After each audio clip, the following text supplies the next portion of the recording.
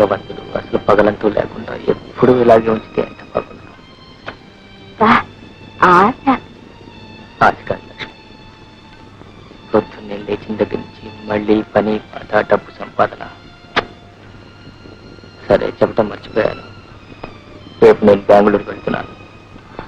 మళ్ళీ ఎప్పుడు రావడం? పడుతుంది వారం రోజులు.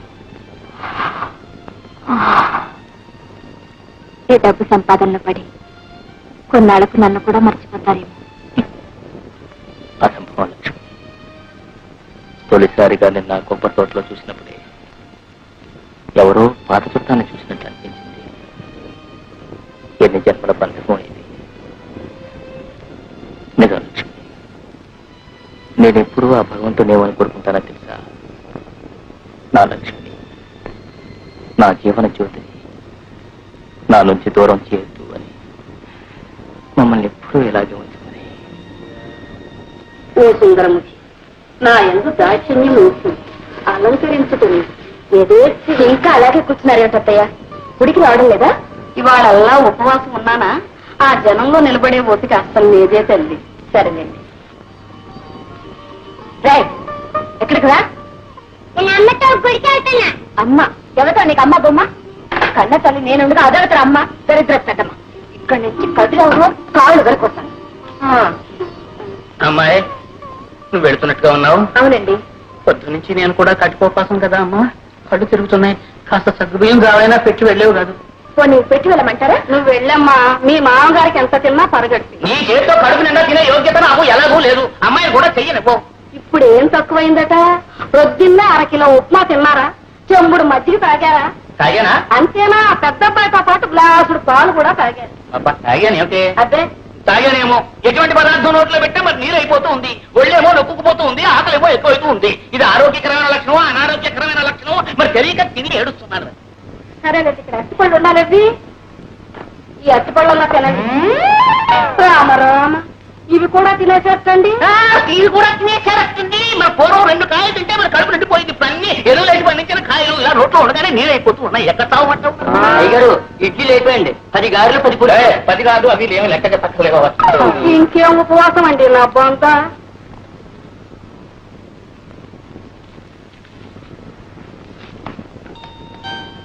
ఏమిట్రా?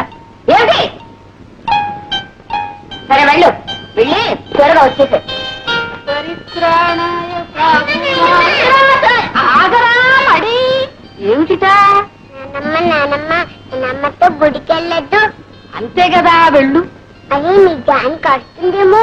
నేను చెప్తాలే, నువ్వు వెళ్ళు. మరి మరి పడవా, వెళ్ళు.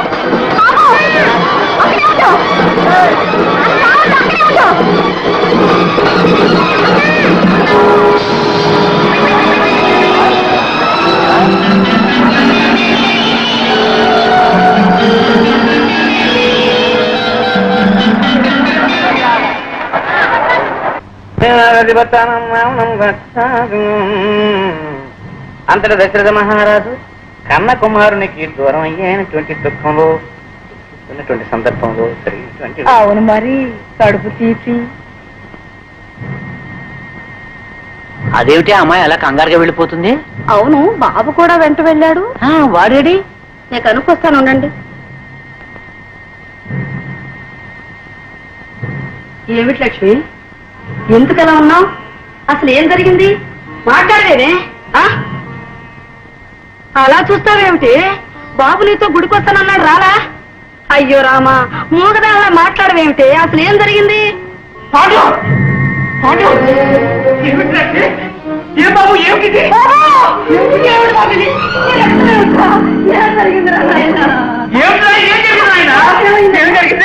బాబు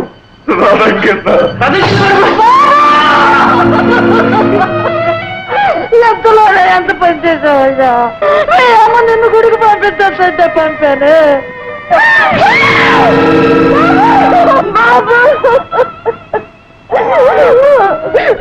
బాబు నా బంగారు తండ్రి నన్ను అన్యాయం చేసి వెళ్ళిపోయావా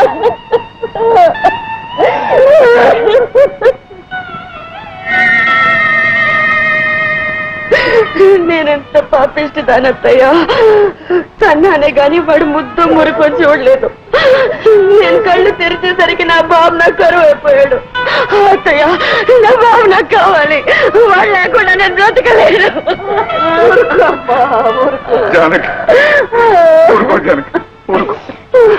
కన్నీళ్లతో పోయిన వాళ్ళను తిరిగి తీసుకురాలేం కదా మీరే నా బిడ్డను చెప్పారు కొట్రాలు పెంచిన బిడ్డ కలకాలం బ్రతుకుదండి అంటే విన్నారా ఆ రాక్షసు నా బిడ్డ పరిచి ముచ్చు దేవత వచ్చింది పోయింది బాబు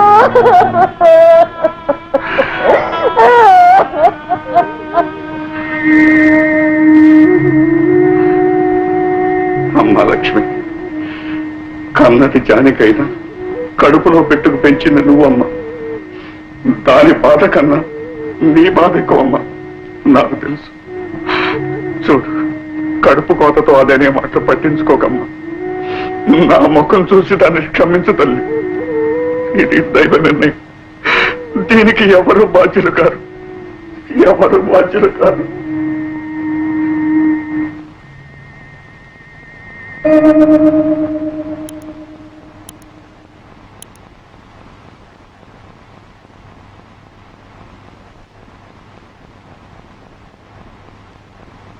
అమ్మా అమ్మా